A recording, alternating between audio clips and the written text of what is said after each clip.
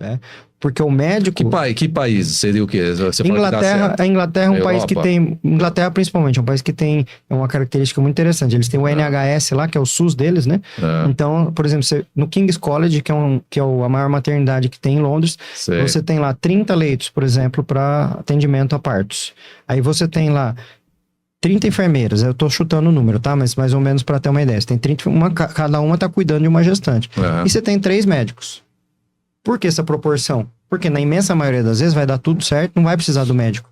E nos partos que der problema, aqueles médicos estão ali para resolver. Estão para suprir ali com a necessidade. Ou seja, ele é acionado pela enfermeira porque deu um problema. E não ele que é a pessoa que está à frente. Por quê? Qual que é o problema? O médico, ele treina para intervir. Se ele treina para intervir, ele vai intervir mais do que quem treina para justamente não intervir.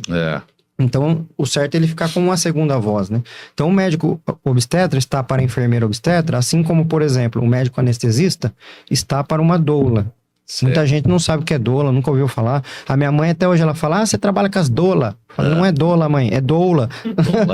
Né? Em inglês eles falam doula, que é a mesma, escreve igualzinho. O que é doula? Né? Tem gente que fala, doula é parteira. Tá.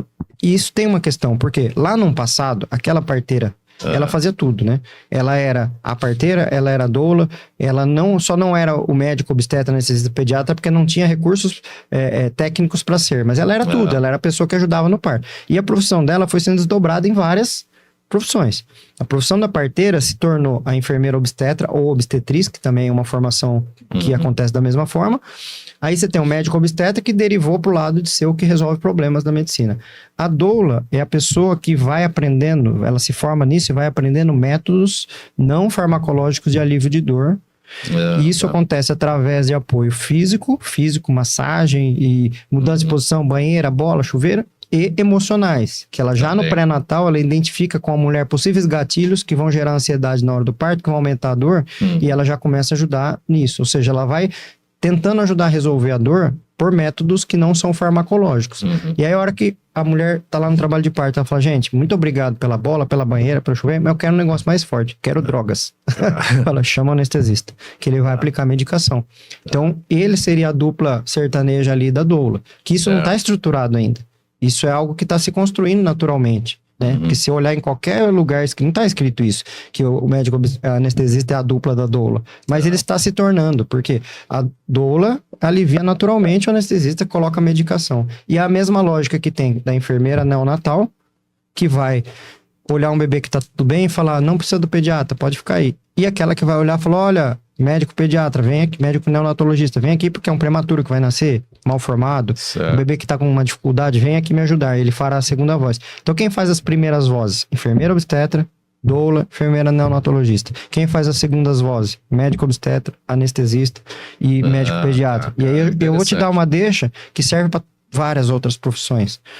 Por exemplo, e isso está invertido no Brasil, esse é o grande ponto, porque a medicina se colocou acima.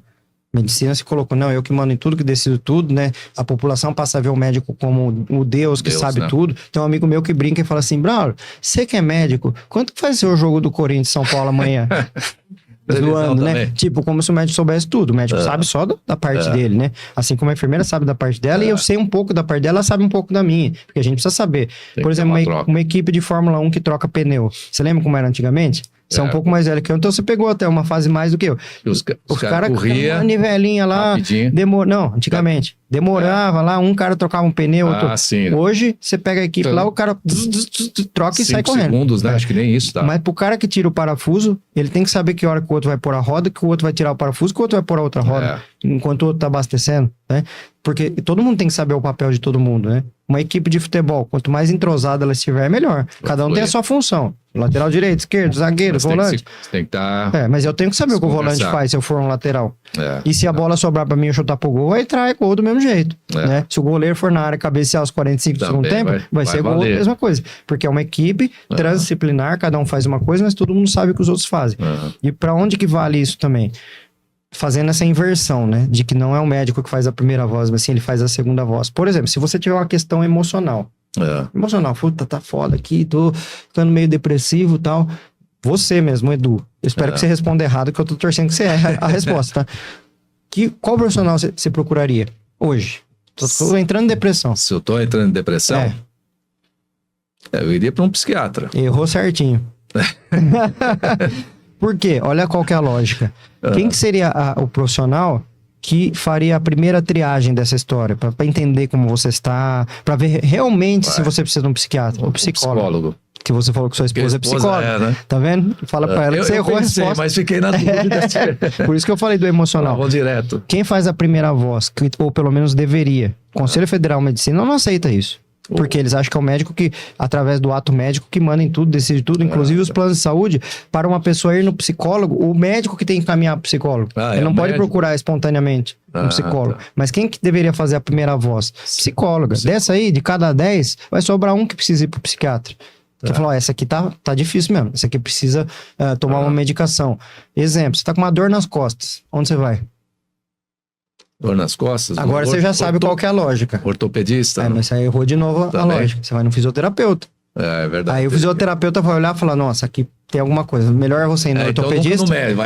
Então o médico, ele é a retaguarda sempre. Sempre a segunda voz aí. Segunda voz. E essa é a lógica da medicina. E não é a lógica da medicina que o Braulio tá falando. A gente tá acostumado ao contrário. Ao contrário. É a lógica que quando a pessoa para pra pensar, fala, nossa, é verdade, né? Quando a pessoa realmente, quando qualquer pessoa para pra pensar, entende que existe uma lógica de você, primeiro, tentar resolver. Por exemplo, vou dar um exemplo. Um filho tá com febre em casa. Quem que é a primeira pessoa que vai resolver aquilo pra ela? A própria mãe. Daí, se ela não resolver, aí que ela vai subir nas etapas. Para chegar em, não teve outro jeito, eu vim no pronto-socorro, no médico, para resolver o problema. Já tentou vários procedimentos. Você primeiro vai descentralizando o cuidado, mas o médico é o que está mais na periferia desse cuidado, ou seja, na parte mais especializada. Entendi. Você veja que eu não estou desmerecendo os médicos. Pelo contrário, eu sou um médico, escolhi fazer isso. Só que não desmerece nada, né? Eu escolhi ser um especialista. Por exemplo, enquanto eu estava vindo para cá, aqui é Guarulhos, eu estava lá em São Paulo, no Morumbi, demorei 1h30 para chegar aqui. Eu pus 2 podcasts para ouvir. Podcast não, 2 aulas de congresso, que eu tenho um aplicativo lá que eu comprei para assistir aulas de congresso, que foram sobre diabetes gestacional.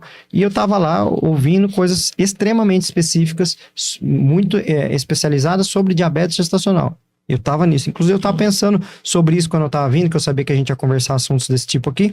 Falei, eu tô aqui estudando aquilo que é o mais específico da minha área, mais especializado. Enquanto isso, a parteira tá estudando lá sinais de parto, fisiologia do parto, como funciona a amamentação. Cada um tem a sua área. Tem a sua área, né? Recentemente teve um amigo meu que falou um negócio muito curioso, que a gente tava lá até tomando cerveja, tal, numa viagem, e ele falou assim, ele é um cirurgião plástico, que fez 6 anos de medicina, mais 5 de cirurgia plástica, certo?